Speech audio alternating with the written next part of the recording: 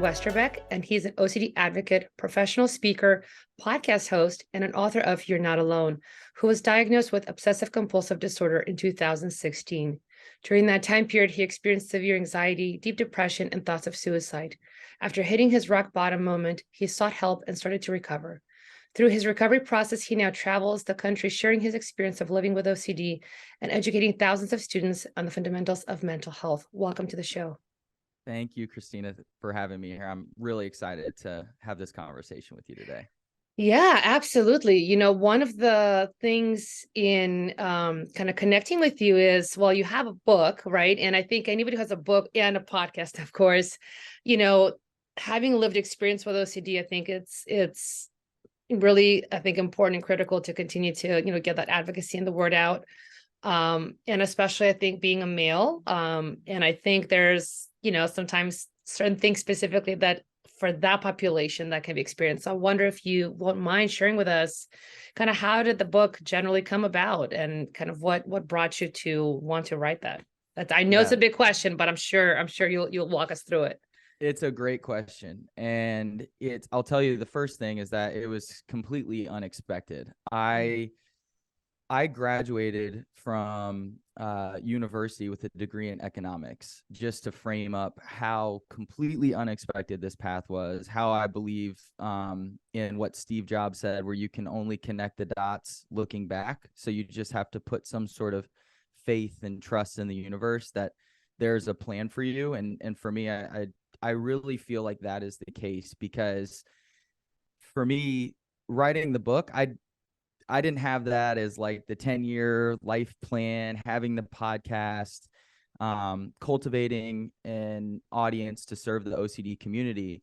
But what ended up happening for me was, after graduating from university in 2014, I moved from Indianapolis, Indiana, down to Raleigh, North Carolina, to start working for the technology company Cisco Systems. So I thought I was going to go down the technology path. I thought, I'm going to be in this fast-paced, innovative environment. It's just going to be great. That's what I thought my life was going to be. And within the first 10 months of being down there, everything started to change with the way that my brain functioned. And all of a sudden, I'm waking up with sweaty palms, a dry mouth, racing thoughts, pounding heart. And then, of course, as I later learned on, that this was OCD, but I was experiencing intrusive thoughts. And so I'm having these thoughts that I don't want to be having. I want to get rid of them. And so I'm unknowingly compulsing, right? I'm obsessing and compulsing. And within a couple more months, I had gone from this happy-go-lucky kid, excited to be in the real world, excited to be working for a technology company, to severely anxious and deeply depressed. And also not knowing what in the hell is going on with my brain. Why am I having these thoughts? And for your audience, I'll just cut right to the chase. I was struggling with sexual orientation OCD. So I identify as a straight male, and all of a sudden I'm being flooded with these intrusive thoughts that I've changed my sexual preferences, that I'm now attracted to men, that you know, what will happen if I just wake up tomorrow and I see an attractive guy at the office, right? Or something like that. Like, I'm being flooded with this type of thinking. I know that you're very familiar. My story is not unique. We all experience sort of the same pattern of thoughts, but for me, this was brand new. I had no idea why this was happening. And so I'm just going into full-blown panic mode. I remember at one point in time, I had like a rubber band around my wrist. And every time I had an intrusive thought, I snapped it to like bring myself, like my thinking was, I'll just bring myself back to the present moment. Yeah. So I was compulsing, and I was compulsing and compulsing. And my window between an intrusive thought and compulsing and feeling relief was becoming smaller and smaller. And so at my lowest moment, I was having thoughts of suicide from the moment I woke up until the moment I went to bed. And I feel like I had just sort of broken my heart, my own heart, in a way, because I felt and we can talk more about this, and I know this is very common in the OCD community, but I felt like I had betrayed myself. I was dating my now wife at the time. I liked her, and I was so confused and hurt that all of a sudden I might just wake up and be attracted to men and lose her. But I just could not, as you know, the harder I tried, the more intense that the thoughts became. And so for me, I eventually hit this rock bottom moment where when I thought 5, 10, 15, 20 years down the road, if this is what my life was going to be, I just felt like this isn't what I signed up for. This is not who Zach is. And so as I'm kind of grappling with this and gearing up to take action, I think to myself, you know what? Let me call my parents. At this point in time, I had been calling my mom compulsively to get reassurance.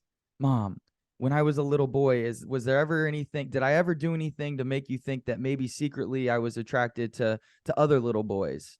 And of course she'd be like, Zach, no, like I promise you, from day one, you've always been a straight little boy. Like you were always a straight little boy. I just don't, I don't see how anything would change. Like you just need to get these thoughts out of your head. You know, she was trying her very best to support me. And so I just said, you know what, I'm going to call them, tell them where I'm at, and just see if they have any suggestions. And what they did is what changed the trajectory of my life. And it was something so small but important. They didn't judge me. They were accepting, and they encouraged me to seek professional assistance, which was something that up until that point, I honestly hadn't even considered. I had such a stigmatized view of going to therapy back then that it was like, oh, I'm one of those people now. And so it was the last thing that I would have let myself do, candidly, for the audience, because I know that there'll be people that listen to this episode and can relate. So I want to be open about that. But that decision is what changed my life. I eventually found a psychologist, Dr. Irene Wagner, down in Raleigh, North Carolina. Yep. And I remember I sat in her office. We went through an analysis, and at the end of it, she was like, "You have OCD." And the good news about this is that it's highly treatable. There's a talk therapy called exposure and response prevention, and if you go through this talk therapy and you really pour into the work, you can reclaim your life. That was a long, windy road. I won't exhaust the details there because you asked about the book. Meeting with her was the catalyst to my recovery. And from 2016 to 2018, that is what I focused on. And the entire time in the back of my head, I just kept telling myself, if and when I get out of this, I want to help other people. I never want somebody to suffer in silence the way that I did. I never want somebody to get pushed to the brink where they no longer want to be around anymore. I mean, it's to get to that place for people who have been there, you know how scary it is. It's the most hopeless place I've ever been. And I never want anybody else to get there. And so in 2018, I think it's kind of like, you know, when your path is unfolding, the right people come into your life. And I had a mentor come into my life, and he was like, Zach, if you want to start to share your story, there's a space for you here in the college market, because college students struggle a lot with their mental health, and those rates of depression and anxiety are rising. And I think that you could do some good there. And so everything started back in 2018, sharing my story. And since then, I've traveled the country, spoken to thousands of students, probably up over 100 universities at this point. And then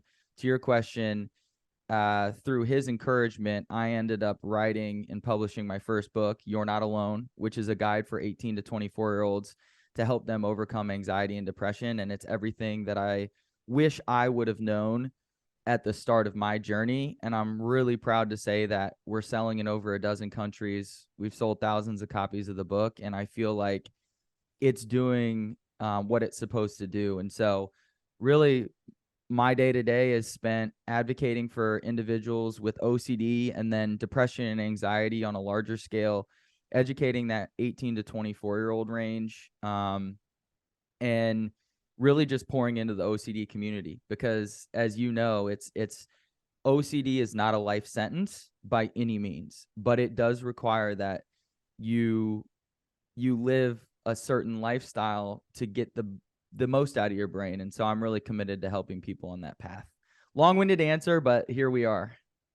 No, listen, I love that answer. I think it's very encompassing. And I also, just want to thank you for sharing very candidly and openly. I think that's one of the most important kind of aspects when we talk about OCD, because it is something where people suffer in silence for a very long time before they learn or realize that it's OCD, right? And carrying around intense feelings of guilt, shame, anxiety, embarrassment, all that stuff. And like you said, quite often it's not like it's just OCD, it's OCD and feeling depressed, or OCD and feeling like I don't even want to live, or OCD and I don't even know who I am anymore.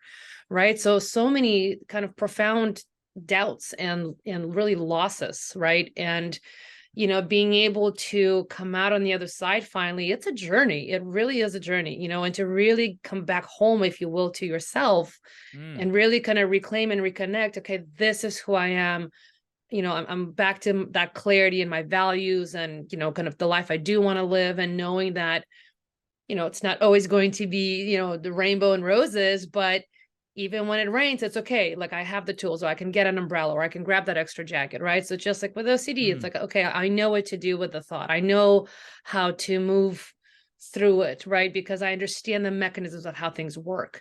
And so with everything you just shared, something that is a question I didn't quite plan for, but I do want to ask, because I imagine if I'm somebody listening right now, I certainly would want to know, what are some of those things that's, really specifically, you mentioned 18 to 24.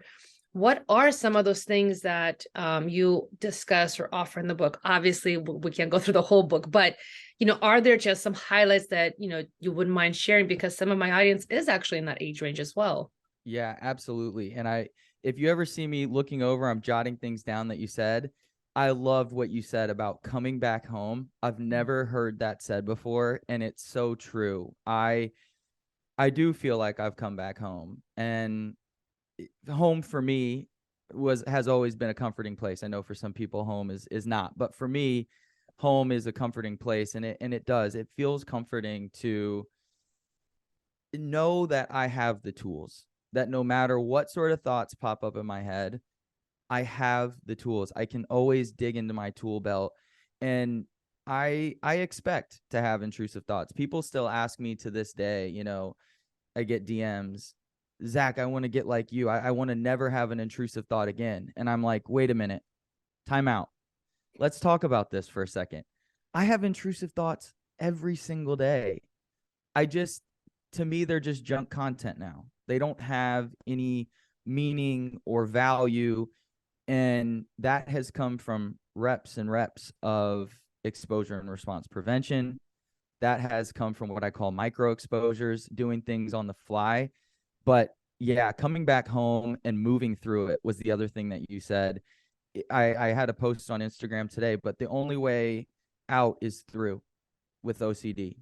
You have to go through the process, and it's a lifelong process. And I say that I don't want to intimidate people. For me, that process has gotten easier with time. I've learned more about my brain. I've learned more about how it functions. And I've gotten to a place where I feel like I'm back home. I know that I can move through this, and that feeling is really, really comforting. So I wanted to highlight that because I feel like it's such a great point, and I want people to know that they can come back home and that you can move through this, and you can reclaim your life, especially when you know that you have tools and you can tap into your tool belt. So great point, Christina. Thank you so much for that. And I'll say, in terms of the book, I broke the book down into 4 parts, and it's meant to feel like I'm walking alongside you. So for people who have read the book, they'll always reach out to me and they'll say a couple of things. The first thing is they'll be like, I hope you don't take this personally, but I read your whole book in a weekend. Like, it was such an easy read. And I'm like, no, that is not offending me at all.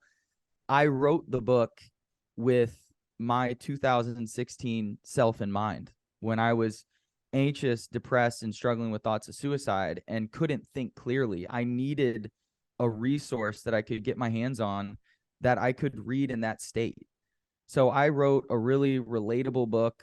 There's very little, if any, clinical jargon, we'll say, any medical terms. It is all two people sitting down and having a conversation. And my goal is to walk alongside people on their journey to recovery, to be that comforting voice of hope that I wish I would have had back then. But the 4 parts are really broken down into, first and foremost, let's start to reframe how we think about ourselves and how we think about our brains. To your point, I was so ashamed. I felt so much guilt. I felt like, it's all the classical, I hate my brain. I wish I could have a new brain. Why did this have to happen to me? Guilt and shame around feeling depressed when every other aspect of my life was intact. I had a career, I had a girlfriend, I had a loving family, I had friends. How dare I feel depressed? How dare I feel anxious? So the first part of the book is like, hey, y'all, like, let's sit down and let's talk about how the brain is an organ in the body. It's the most important organ in the body. I'm biased, but I think it's the most important organ in the body. And just like our heart health, we want to take care of our brains. And if we look at our brain health as just health, the same way we do as the heart and other organs in the body, there's no reason to feel ashamed right now of your OCD, of depression, of anxiety, if you're struggling with thoughts of suicide. It's a medical condition, and there are actions that we can take to improve the functionality of the brain and reclaim our lives. So that first part is really letting people know they're not alone, and that, hey, let's start to think about the brain a little bit differently. The second part of the book dives into the signs and symptoms. And I think that this was important because for me in this journey, I have continually learned so much about how anxiety manifests in my brain and body, how depression manifests in my brain and body. And I think building that awareness has also helped me make better decisions in my life, because to me, I look at those emotions as signalers. When something's out of balance, when something is off in my life, either internally or externally, my emotions are a way of getting my attention and letting me know. And for example, genetics obviously play a factor in that, but then there are significant life events that occur. There are daily stresses. And so really learning how to balance my life and make healthy decisions based off of what I'm feeling, I think has been really important. So I wanted to share that in part 2. And then in part 3 and 4, we dive into the different treatment options, the different modalities, if you will. So we talk about exposure and response prevention. We talk about ACT. We talk about CBT, more generally speaking, cognitive behavioral therapy. And then for me, a big part of my journey has been learning healthy coping strategies with my lifestyle. So we talk all about sleep, meditation, exercise, the supplements that I take, how getting out into nature has been a big part of my recovery journey, finding meaning and purpose in this journey. So really trying to tackle recovery from a lot of different angles. Yeah, I think that's really beautifully said. And thanks for sharing that. First of all, I love that it's very holistic, and it's really, I think for anything when we're dealing with difficulties in our lives, I think quite often we can kind of focus on like one pathway. Like, I'm going to just do this one thing and it's going to somehow magically take care of everything. And the truth is, like what you just named, is it really is the whole person. It's your entire system, and making sure you're treating yourself as a whole person and entire system, and that there's different needs that we all have. And I love that you name meditation. I definitely, talk a lot about, doing guided practices or doing things in your life situationally, organically, that can foster more of that mindfulness, right? Where we're bringing our full conscious awareness into this moment. And really, it's just that practice of that, I think, increasing awareness, right? And to your point, learning to separate out. And I think a really important aspect is, this is how my brain functions. This is not a reflection on who I am, right? Like you said. And I think that's a huge piece for everybody with OCD. I'll say, once you kind of get that psychoeducation and kind of grasp that literally there's internal mechanisms like, your serotonin levels, the basal ganglia, prefrontal cortex, like that may be new for some people right now. Maybe it's not, but like anything, if we have something going on physically, we usually learn about it, right? So same thing, like let's learn about what's happening in our brains that's actually setting off this threat cycle, where you feel so urgent that you have to respond to it, and you start to kind of lose your senses. I want to ask you another question with, all the talks that you're doing and kind of being in college and this advocacy for mental health in general. Can you talk to us a little bit about what that's like? Kind of what do you see just from your experience as some of the challenges that are happening? Because it's 2023.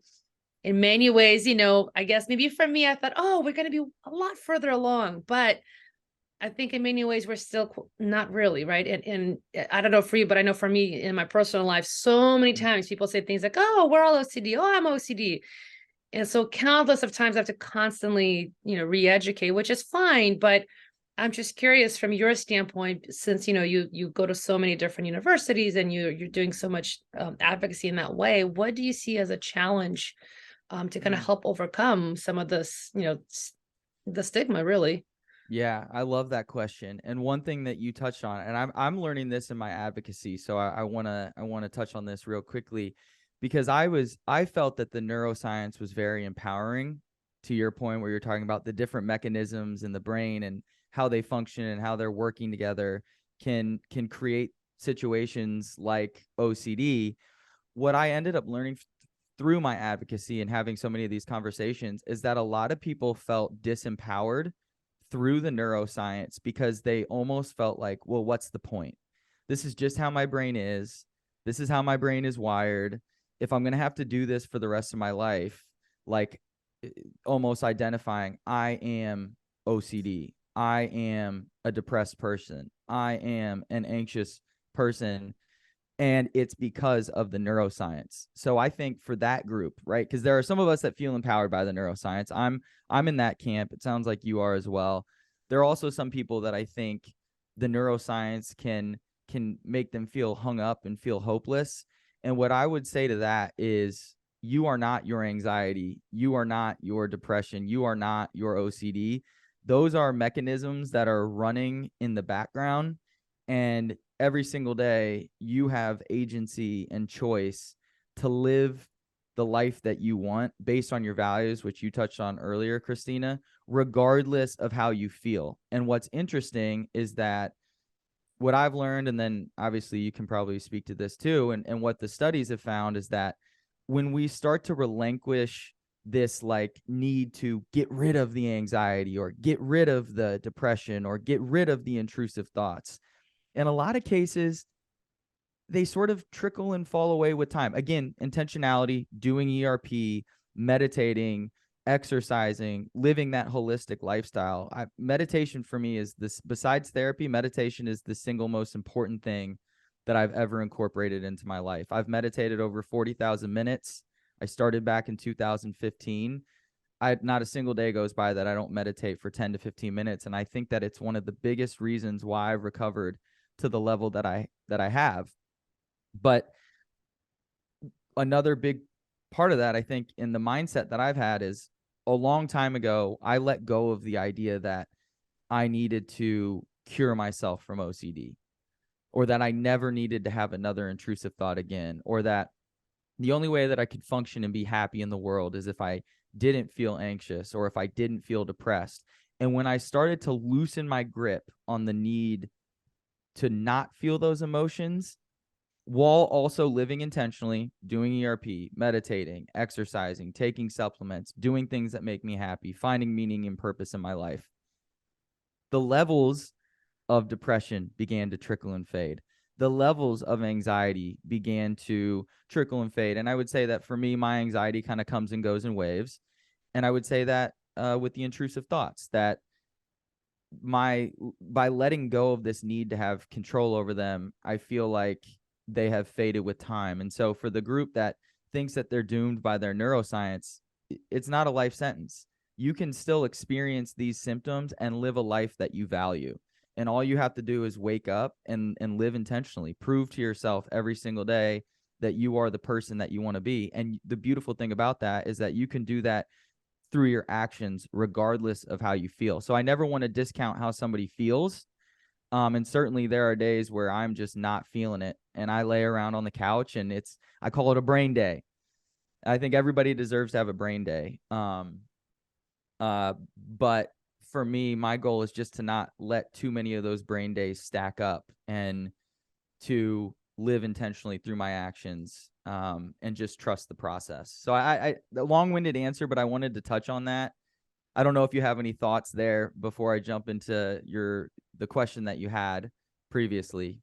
Yeah, and I think first of all, thank you for making that point, because I think you're right? Nothing is all or nothing, right? Nothing is this one or the other. I think there's a lot of gray areas, and to the point you're just making, I think what is important, it's really a lot of it is about perception, right? And like I tell people I work with, if we can practice shifting your perception just 1 degree, it doesn't have to be 100, just one point, right? It ripples out to everything, right? So a lot of it does have to do with kind of pausing, checking in, and looking at, how am I looking at something, and which is that, right? And if that, looking at it as, oh, this is in my brain, or I'm broken, or I'm now this thing, right? Then that's a perception you're having. But if we shift that perception, like you said, where it's like, well, I want to learn about myself. I want to understand how this whole system functions, and kind of how to maximize it, or how to make it better, or how to have a smoother experience, right? Even with that one perception shift,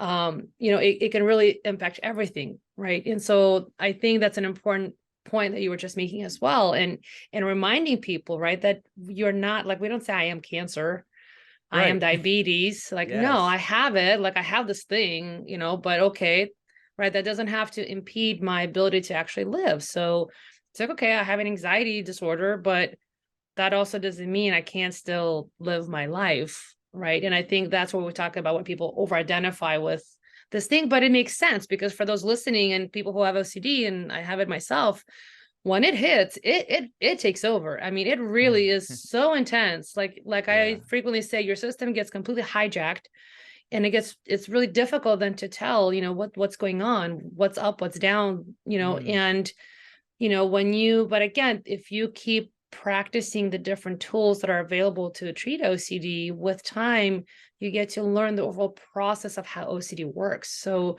it's no longer about every detail about the experience. It's more, I've learned what this experience is, right? I now know how this whole thing works, how it operates, how it feels, because it's really a very familiar kind of feeling state. Right. Yes, and like, I is. definitely know when I hit that state, and like everybody, you have moments where you're like, well, I don't know, maybe is it OCD? Maybe it's not OCD. That's when, that's what I typically say, err on the side, it's probably OCD, but it's a familiar feeling, and you know it. It's just really highly uncomfortable, whatever it is for everybody, right? Some people it's racing thoughts. For me, my heart feels like it's gonna fly out of my chest. Some people it's their stomach, or issues like feeling like you have to suddenly run to the bathroom, whatever it is, muscle tension. But when you get familiar with how the whole thing works, right, then you learn to understand yourself, understand that, and be able to then take a step back and just know, like, okay, well, that sometimes happens, right? Just like sometimes I get a fever and then I get better. Like, okay, sometimes I get hit with this thing and then it passes, and we're back into whatever it is I'm trying to do in my life. I love that so much. I had to jot down a few things that you said again, because it's like, even for example, I love when you said you don't say I am cancer or I am diabetes. It's something that you have, and people with diabetes still go out and live their lives. People with cancer still go out to the best of their ability and live their lives. And, the perfect example is like, I can get a little anxious and nervous before a podcast interview, and that is not going to deter me from doing the podcast interview. There you go. I'm gonna go through this process anxious, and I'm gonna prove to my brain I can go through this and do this feeling anxious. And I'm not gonna wait until the day where I don't feel anxious before a podcast interview to do it. And I think it's building up those repetitions. You talked about learning about the mechanism of OCD and understanding how it functions and operates. I think that cannot be overstated, or understated, I should say, how important that is. And one piece of advice that I received, and was actually reminded about this on my podcast a couple of weeks ago, is slowing down. I think we live in this extremely fast-paced world. where if you allow yourself to unknowingly get swept into the pace of the rest of society, especially in the Western world, you are going to be moving really, really fast. And slowing down for me has been deliberately slowing down, like intentionally moving slower. Like, I'll give tangible examples to the audience, like intentionally moving slower, intentionally when I'm, coming up on a red light and it turns yellow, or it's green and it's turning yellow, rather than trying to gun through and get through, actually just slowing down and sitting at that light for the extra 60 seconds. It's taking a little more time when talking to somebody, rather than thinking about all the things that I need to do, or this, that, or the other. It's just quite literally slowing everything down. And through that process of slowing things down, over time, I've been able to become aware of the OCD cycle and how it works as a mechanism, and what various things in my life trigger that. And when you said you didn't know what was up and what was down, I mean, it's just a great way to describe OCD when you're stuck in the cycle. It feels so real. You don't know, is this OCD? Is it not? And I always joke, I just kind of say, if you have to ask, and then I just leave it there, because ultimately at the end of the day, that's not even a question, as you know, that we can really ever get 100% certainty on. Maybe it is, maybe it isn't, but through slowing down, I feel like I've been able to get a lot of clarity. So I just appreciate what you said. And you're right. It is a mechanism. And I think that if you slow down, you can start to build more clarity. And that helps.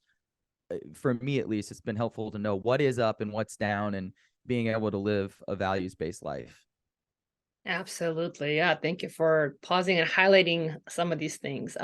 Yeah, I think it's important for folks to remember that. Mm-hmm. Definitely. And did you remember my other question? I did. So I wasn't sure if yeah. So Let's do it. Here's what I think. I think that we are in this incredible time period that the history books are going to write about, where society is waking up. And if you look, there's just been an explosion of podcasts talking about all sorts of brain health challenges, not just OCD and anxiety.